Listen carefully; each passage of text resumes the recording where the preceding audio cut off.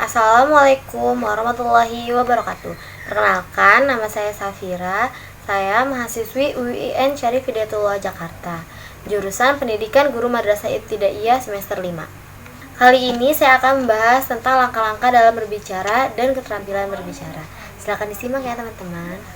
Nah, langkah-langkah dalam berbicara yaitu ada 3, yaitu kita harus menentukan tema, kita harus tahu materi apa yang kita ingin bicarakan, dan yang terakhir yaitu draft. Tema adalah pokok atau subjek pembicaraan. Langkah-langkah dalam memilih tema, yang pertama kita harus menganalisis diri, lalu menganalisis pendengar, selanjutnya kita akan mengidentifikasi kejadian apa yang kita ingin bicarakan, lalu terakhir yaitu pilih area subjek pembicaraan. Lalu yang kedua yaitu materi. Materi adalah kumpulan informasi yang akan dibicarakan. Di dalam materi memiliki unsur utama. Yang pertama yaitu inferensi atau nilai dari pengalaman. Lalu yang kedua yaitu pengalaman. Pengalaman itu ialah pengetahuan dari persepsi dan intervensi. Lalu yang terakhir yaitu pengamatan. Pengamatan yaitu informasi dari kegiatan mengamati. Lalu yang ketiga yaitu ada draft. Draft adalah pola atau acuan untuk menyusun dan mengembangkan suatu gagasan. Lalu draft ini memiliki 2 sifat. Yang pertama yaitu formal dan yang kedua yaitu informal.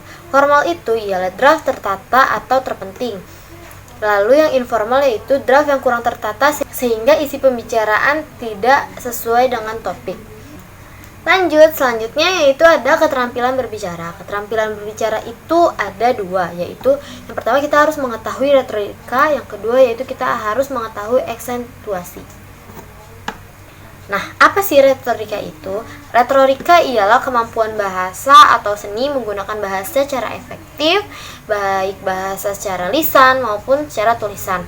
Nah, gunanya untuk apa? Untuk mempengaruhi pihak lain.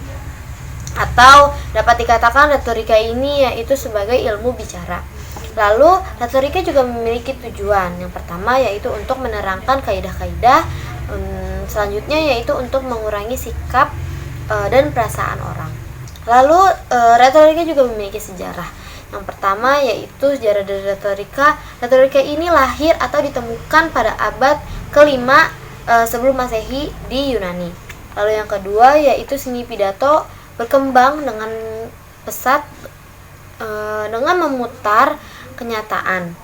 Lalu sejarah yang ketiga yaitu fungsinya. Fungsinya retorika ini untuk mencapai kebenaran dan mempengaruhi manusia lain. Selanjutnya yaitu dikembangkan oleh Socrates, Plato, dan Aristoteles dan Gorgias. Next yaitu retorika dalam kajian.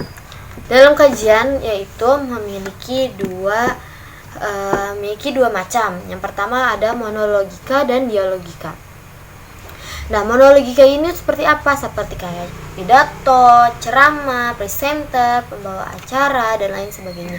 Sedangkan dialogika itu yaitu kayak diskusi, perundingan, tanya jawab, percakapan, debat, dan lain-lain.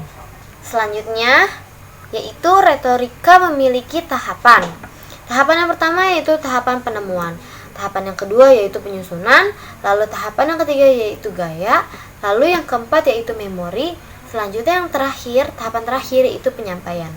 Oke, dari tadi kan kita sudah ngebahas tentang sejarah, pengertian, dan lain-lain. Sekarang kita menjelaskan retorika fungsi. Nah, retorika fungsi ini yang pertama yaitu meningkatkan kemampuan improvisasi. Lalu yang kedua yaitu meningkatkan kepercayaan diri. Lalu yang ketiga yaitu mengembangkan gaya komunikasi dan teknik bersuara. Selanjutnya, fungsi retorika yaitu untuk memperluas pengetahuan kosakata. Selanjutnya yaitu meningkatkan kemampuan dalam penyampaian pesan. Dan terakhir yaitu membina relasi yang menguntungkan. Oke, selanjutnya yaitu di retorika juga memiliki aksentuasi. Aksentuasi itu yaitu pemberian tekanan suara pada kata atau suku kata. Dan aksentuasi juga memiliki 2 macam, yaitu hubungan antara ekspresi dan perasaan. Lalu diaksentuasi juga memiliki fungsi. Yang pertama yaitu untuk menonjolkan kata. Yang kedua untuk menarik perhatian. Yang ketiga itu memperlambat tempo bicara. Oke, sekian dari saya. Maaf apabila ada kata-kata yang kurang atau salah terucap. Wabillahi taufiq wal hidayah. Wassalamualaikum warahmatullahi wabarakatuh. Sekian.